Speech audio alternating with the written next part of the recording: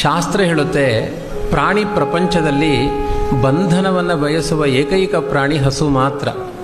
ಇನ್ನು ಯಾವ ಪ್ರಾಣಿಗಳಿಗೂ ಬಂಧನ ಇಷ್ಟ ಆಗೋದಿಲ್ಲಂತೆ. ಅವು ಬಿಡುಗಡೆಯಿಂದ ಸಂತೋಷದಲ್ಲಿ ಓಡಾಡಿಕೊಂಡು ಬರಬೇಕು.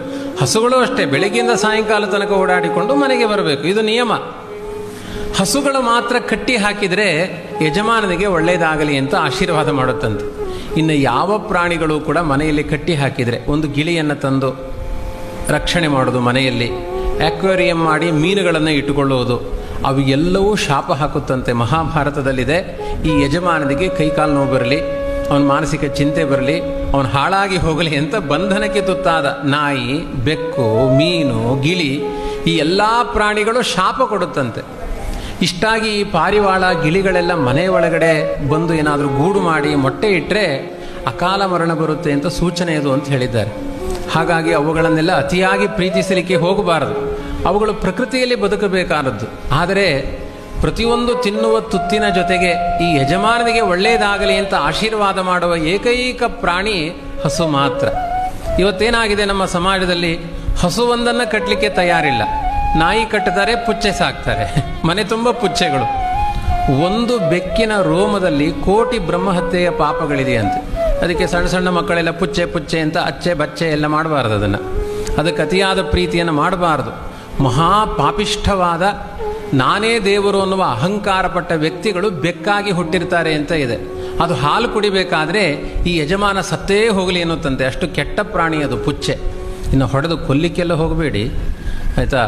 ಅತಿಯಾದ ಪ್ರೀತಿಯಿಂದ ಅದನ್ನು ಸಾಕ್ಲಿಕ್ಕೆ ಹೋಗಬೇಡಿ. ಸೈಂಟಿಫಿಕ್ ಆಗಿಯೂ ಒಂದು ಬೆಕ್ಕಿನ ರೋಮ ನಿಮ್ಮ ಗರ್ಭಕ್ಕೆ ಹೋದರೆ, ಹೊಟ್ಟೆಗೆ ಹೋದರೆ ಅದು ಕ್ಯಾನ್ಸರ್ ಆಗಿ ಪರಿಣಾಮ ಆಗುತ್ತೆ ಎನ್ನುವ ನಿಂದನೆಗಳು ಸೈಂಟಿಫಿಕ್ ಆಗಿ ಇದೆ. ಪ್ರತಿಯೊಂದು ಪ್ರಾಣಿಗಳು ದ್ವೇಷ ಮಾಡುತ್ತೆ.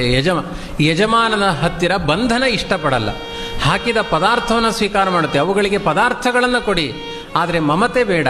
ಮಮತೆಗೆ ಯೋಗ್ಯವಾದ ಏಕೈಕ ಪ್ರಾಣಿ ಹಸು ಮಾತ್ರ. ಪ್ರತಿಯೊಂದು ತುತ್ತಿಗೂ ಯಜಮಾನನ ಮನೆಯಲ್ಲಿ ಬರುವ ಸಮಸ್ತ ಕಷ್ಟಗಳು ಪರಿಹಾರ ಆಗಲಿ ಅಂತ ಪ್ರತಿಯೊಂದು ತುತ್ತನ್ನು ತಿನ್ನಬೇಕಾದ್ರೆ ಯೋಚನೆ ಮಾಡುತ್ತಂತೆ ಹಸು.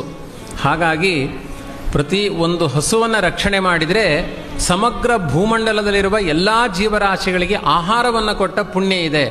ಕೊನೆಗೆ ಮನೆಯಲ್ಲಿ ರಕ್ಷಣೆ ಮಾಡಲಿಕ್ಕಾಗಲಿಲ್ಲ ಅಂದರೆ ಬೀದಿಯಲ್ಲಿ ಹೋಗುವ ಹಸುಗಳಿಗಾದರೂ ಆಹಾರ ಕೊಟ್ಟು ಬನ್ನಿ ಅಂತ ಪ್ರತಿದಿನ ಕರ್ತವ್ಯದಲ್ಲಿ ಸೇರಿಸಿದ್ದಾರೆ. ಯಾವ ಪ್ರಾಣಿಗಳಿಗೂ ಭೂತಬಲಿ ಅಂತುಂಟು. ಅದು ಸುಮ್ಮನೆ ಆ ಅನ್ನವನ್ನು ಭೂಮಿಯ ಮೇಲೆ ಹಾಕುವುದು, ಯಾರ್ಯಾರಿದ್ದಾರೆ ಎಲ್ಲ ತಿಂದುಕೊಂಡು ಹೋಗಲಿ ಅಂತ. ಆದರೆ ಒಂದು ಮಂತ್ರ ಇರುವುದು ಹಸುಗಳಿಗೆ ಮಾತ್ರ. ಗಾವೋ ಮೇ ಮಾತರ ಸರ್ವಾಹ ಪಿತರಶ್ಚಾಪಿ ಗೋರುಷಾಹ ಗ್ರಾಸಮುಷ್ಟಿ ಪ್ರದಾನೇನ ಸಮೇ ವಿಷ್ಣು ಪ್ರಸೀದತು ಅಂತ ಮಂತ್ರಪೂರ್ವಕವಾಗಿ ಆಹಾರವನ್ನು ದಾನ ಮಾಡಿಸಿಕೊಳ್ಳುವ ಪ್ರಾಣಿ ಅದು ಹಸು ಮಾತ್ರ. ಗೋದಾನ ಅನ್ನುವ ಪದ್ಧತಿ ಇದೆ. ಎಲ್ಲಿಯಾದರೂ ಪುಚ್ಚೆ ದಾನ ಅಥವಾ ಶ್ವಾನದಾನ ಅಂತ ಇದೆಯಾ? ಇಲ್ಲೇ ಇಲ್ಲ.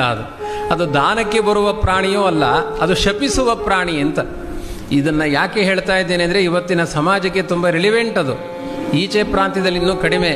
ನಮ್ಮ ಮೈಸೂರು ಬೆಂಗಳೂರಿನಲ್ಲಿ ಒಂದೊಂದು ನಾಯಿ ಸಾಕುವವನಿಗೆ, ಅದಕ್ಕೆ ನಾಯಿ ವಾಕಿಂಗ್ ಮಾಡಿಸುವವನಿಗೆ 35,000 ಸಂಬಳ ಉಂಟು.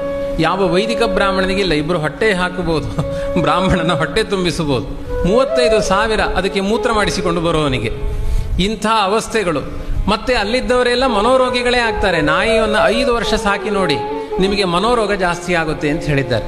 ಹಸುವನ್ನು ಸಾಕಿ ನೋಡಿ, ನಿಮ್ಮ ಮನೆಯಲ್ಲಿ ಬೇಕಾದಷ್ಟು ಸಂತಾನ ಅಭಿವೃದ್ಧಿ ಆಗುತ್ತೆ, ಮನಸ್ಸಿಗೆ ಶಾಂತಿ ಸಿಗುತ್ತೆ ಅಂತ ಹೇಳಿದ್ದಾರೆ. ಇದನ್ನು ನಮ್ಮ ಸಮಾಜ ಅರ್ಥ ಮಾಡಿಕೊಳ್ಳಬೇಕಾಗಿದೆ. ಕಾರಿನಲ್ಲೆಲ್ಲ ಸಿಟಿಗಳಲ್ಲಿ ಪಕ್ಕದಲ್ಲಿ ಹೆಂಡತಿ ಕೂತ್ಕೊಳ್ಳೋದಿಲ್ಲ, ಹೆಂಡತಿ ಮನೆ ಕಾಯ್ತಾ ಇರ್ತಾಳೆ. ಆ ನಾಯಿ ಪಕ್ಕದ ಸೀಟಲ್ಲಿ ಕುಳಿತು ನಮ್ಮ ಎಂಚ ಅಂತ ಹೇಳ್ತಾ ಇರುತ್ತದೆ, ನೋಡಿ ನಾನು ಆ ಗಂಡನ ಪಕ್ಕದಲ್ಲಿ ಕೂತಿದ್ದೇನೆ ಅಂತ. ಇಷ್ಟೂ ಒಂದು ಅವ್ಯವಸ್ಥೆಗಳು ಇವತ್ತಿನ ಸಮಾಜದಲ್ಲಿ ಇದೆ.